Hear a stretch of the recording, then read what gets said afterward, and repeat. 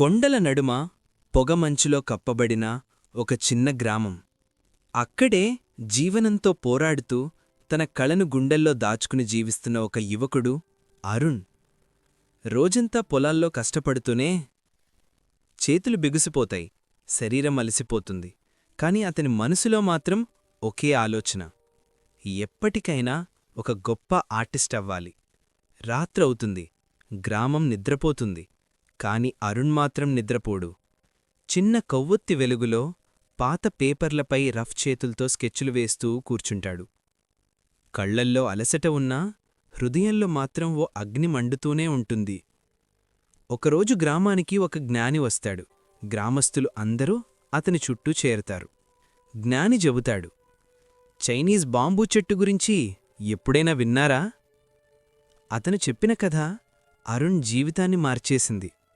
అతను చెబుతాడు: బాంబూ చెట్టు విత్తనం నాటితే 1 సంవత్సరం కాదు, 2 సంవత్సరాలు కాదు, 5 సంవత్సరాల వరకు కూడా పైకి ఏమీ కనిపించదు.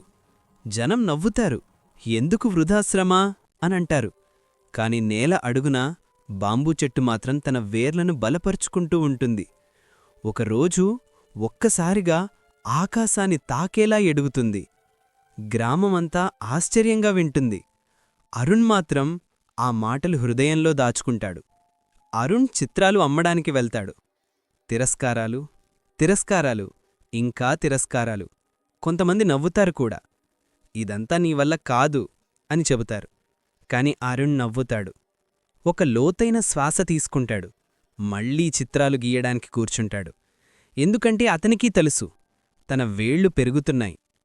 రోజులు గడుస్తాయి, సంవత్సరాలు గడుస్తాయి. ఒకరోజు గ్రామానికి ఒక ప్రసిద్ధ ఆర్టిస్ట్ వస్తుంది.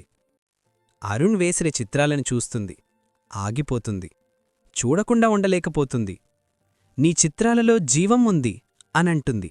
ఇవి నగర గ్యాలరీలో ప్రదర్శించాలి.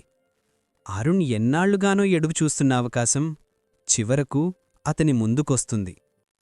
నగరంలో అతని చిత్రాలను చూసి ప్రజలు ఆశ్చర్యపోతారు. ప్రతి చిత్రం మాట్లాడుతున్నట్టుగా ఉంటుంది. అరుణ్ పేరు వెలుగులోకి వస్తుంది. అతని కళ అతని కష్టానికి ఫలితమిస్తుంది.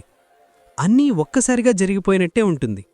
అవును, అదే బాంబూ చెట్టు కథలాగా.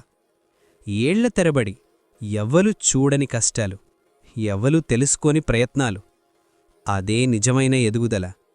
జీవితంలో కొన్ని సందర్భాలు నీ వృద్ధి కనిపించకపోయినా లోపల నువ్వు బలపడుతూనే ఉంటావు. తిరస్కారాలా?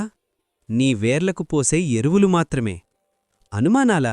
వెళ్ళిపోయే గాలులు మాత్రమే. నీ కలను నీరు పోస్తూ నీ ప్రయత్నాన్ని కొనసాగిస్తూ ఉండిపో. మన శ్రమకు సరైన కాలం వచ్చినప్పుడు విజయం ఖచ్చితంగా మనదే. నిలిచిపోకు, లొంగిపోకు. ఎందుకంటే లొంగని వేర్లే ఎత్తుగా ఎదుగుతాయి. నీతి: ఫలితాలు వెంటనే కనిపించకపోయినా ప్రయత్నం ఆపకండి. కనిపించని కష్టాలు కూడా ఒకరోజు గొప్ప ఫలితాలుగా మారతాయి. ఈ కథ మీ హృదయాన్ని స్పృశిస్తే వీడియోకి లైక్ చేయడం, మా ఛానల్ని సబ్స్క్రైబ్ చేయడం మర్చిపోవద్దు. మీ ప్రోత్సాహం మాకోసం ఎంతో విలువైనది.